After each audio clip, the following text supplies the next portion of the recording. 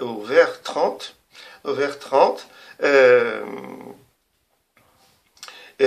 nous avons successivement deux phrases interrogatives.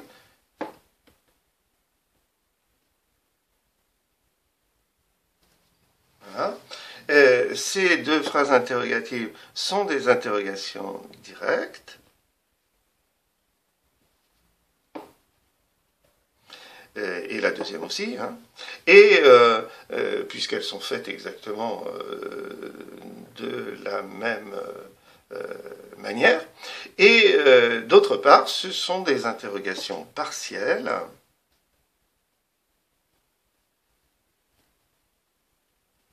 Car elles sont introduites par un mot subordonnant, par un mot, interrogatif.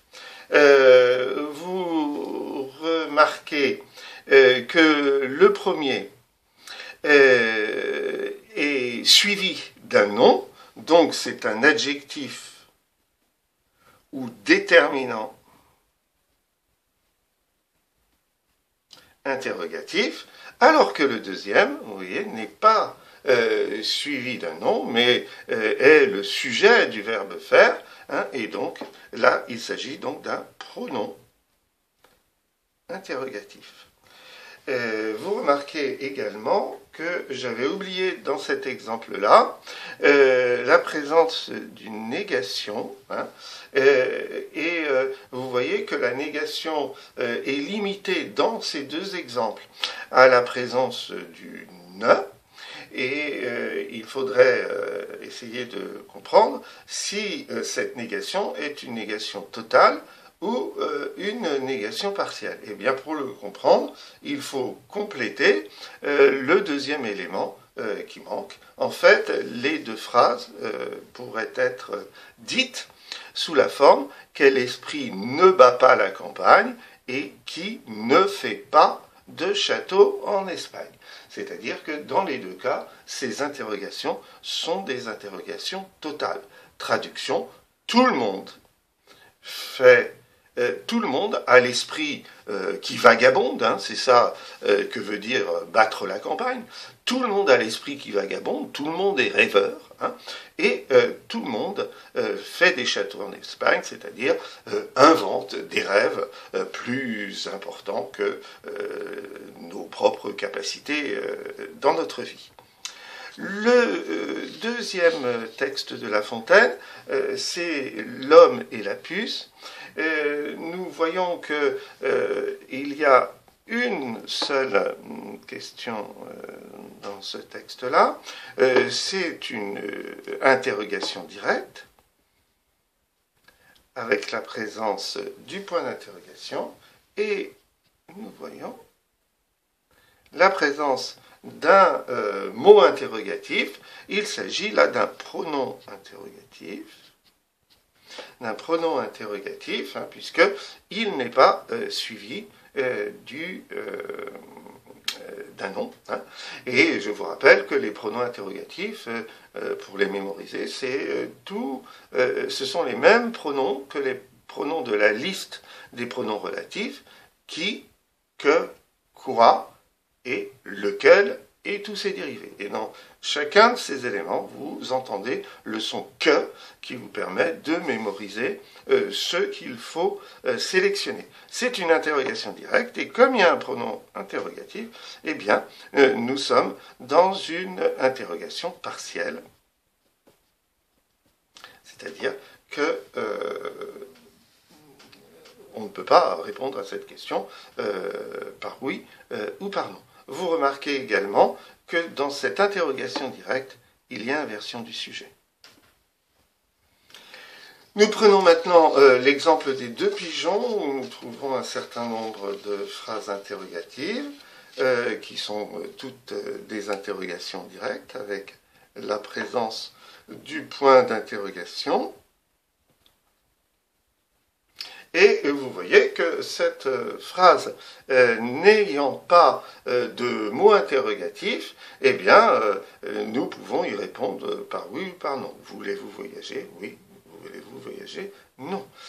Cette interrogation directe se caractérise par l'inversion du sujet, hein, et nous sommes donc dans une interrogation totale à laquelle on peut répondre par oui et par non. Quand reviendront de semblables moments, cette fois-ci, vous avez de nouveau une interrogation directe.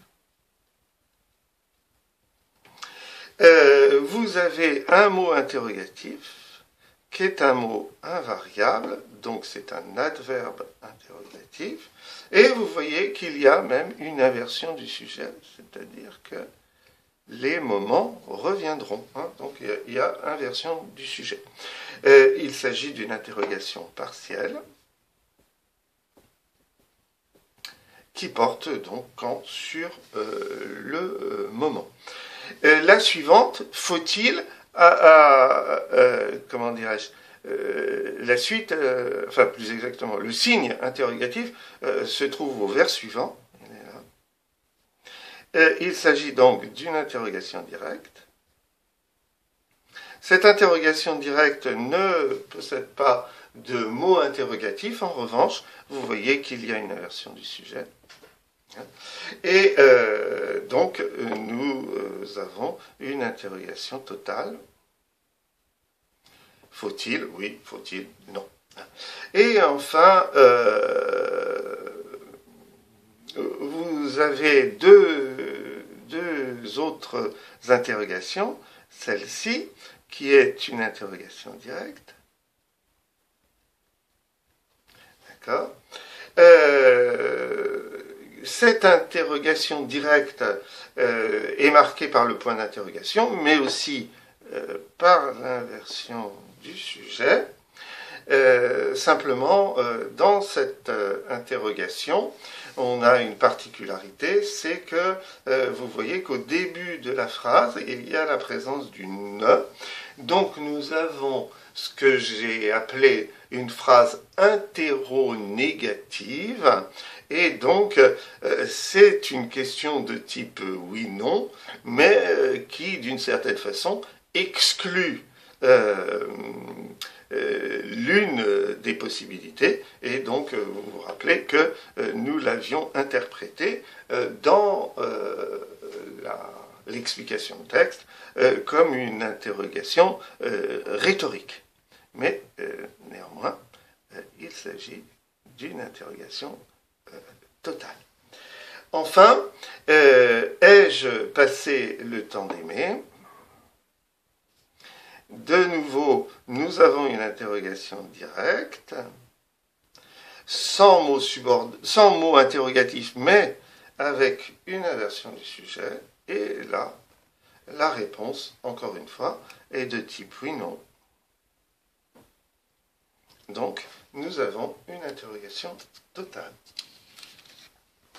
Nous passons maintenant à un texte que j'avais oublié dans la vidéo sur les négations, et pourtant il y en a un certain nombre. C'est pourquoi vous voyez que les exemples ne sont plus soulignés en vert, mais qu'ils sont soulignés en jaune. Donc là, on est bien dans la question de la négation, attention, et non plus de l'interrogation. La première négation, il ne parle d'ordinaire que. Vous voyez que la négation se fait grâce au couple ne-que.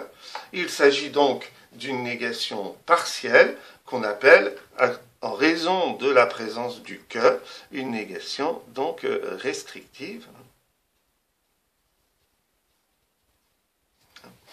Le deuxième exemple est exactement le même, ne se servent que. Donc, pareil, hein, une négation restrictive, une négation partielle, ne réveille que, une négation partielle, ne traite que, une négation partielle. Je continue sur deux exemples assez particuliers qui sont là, puisque nous voyons que dans ces deux exemples, il n'y a pas la présence de ne, éventuellement complété par un autre mot qui justifie la négation, mais cette fois-ci, la négation apparaît sous la forme de sans. Moi, dans ces deux exemples, je donnerai le conseil de traduire ces expressions en essayant de faire réapparaître un ne. Et donc, qu'est-ce qu'on nous dit? Je relis la phrase. Ils ne se servent que d'expressions et de termes qui ne réveillent que des notions confuses des sens, lesquelles sont toujours très fortes et très touchantes. Ils ne traitent des matières grandes et difficiles que d'une manière vague et par lieu commun. J'enlève le sans et j'introduis un ne, et ne se hasarde pas d'entrer dans le détail et ne s'attache pas au principe. Et donc, il faut traduire ces deux expressions par ne s'attache pas et ne se hasarde pas. Et donc, à partir de ce moment-là, on a la solution, puisque la négation est présentée à travers le couple ne pas. Nous sommes donc dans des négations totales. Et c'est le cas des deux derniers vers, n'entendent pas et ne sont pas capables, avec le couple ne pas. Dans l'exemple suivant, c'est encore un exemple que j'avais oublié dans la vidéo précédente et qui n'appelle pas une réflexion sur l'interrogation, mais sur la négation. Vous voyez que cette négation fait apparaître le couple ne pas, donc c'est une négation totale. Nous reprenons maintenant le cours plus normal des choses avec les deux derniers textes de théâtre. Il s'agit de la première scène du Malade imaginaire dans lesquelles nous avons fait le travail en cours. Et je vous rappelle que donc là, nous avions des interrogations directes, alors que nous avons le seul exemple, mais vous reprendrez ça dans le cours, nous avons le seul exemple de négation indirecte dans tous les textes de notre liste. Et enfin, je voulais vous présenter un exemple d'interrogation un peu plus étonnante, qui est limitée à un seul mot, puisque nous sommes dans une phrase nominale. Vous voyez, mon frère. D'ailleurs, dans la mise en scène que je vous ai fait passer, l'acteur ne le prononce pas sous la forme interrogative. En tous les cas, comme nous sommes dans une phrase nominale, la seule possibilité, c'est de dire que nous sommes dans une interrogation directe, mais qu'elle est partielle, puisqu'elle porte précisément sur le nom qui apparaît dans la phrase nominale.